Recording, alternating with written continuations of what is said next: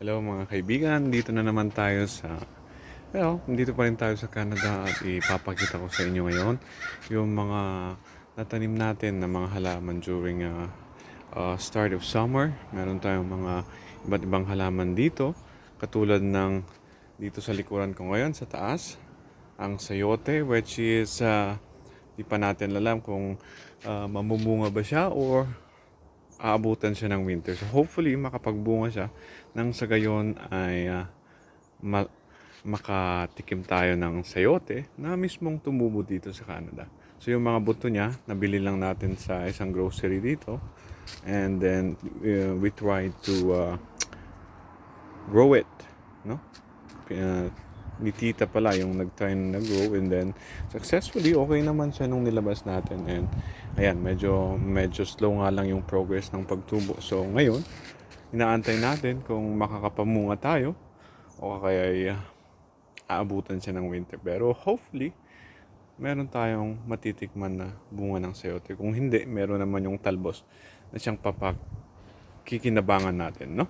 So aside from sayote, meron din tayo nitong ampalaya. So makikita nyo, ayan, ayan yung ampalaya natin. So nakagrow lang siya sa pot, at napapakinabangan na rin natin sa pagluluto natin ng munggo at iba pang mga lutuin tulad ng dinengdeng at iba pa.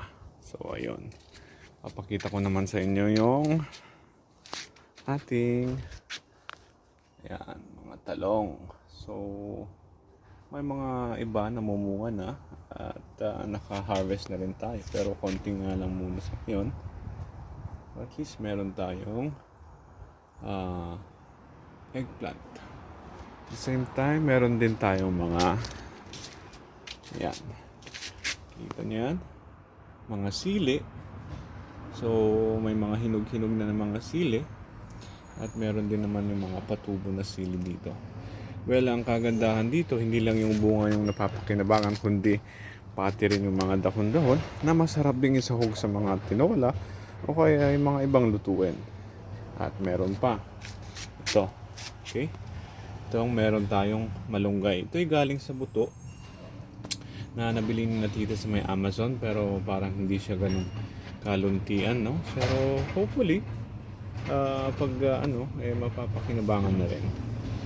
Aside from that, marami rin tayong mga kamatis, iba't iba. May mga cherry tomato tayo. At saka yung regular na Roma tomatoes. At marami pa. So, tutuloy natin. So, babalikan ko kayo. Bye!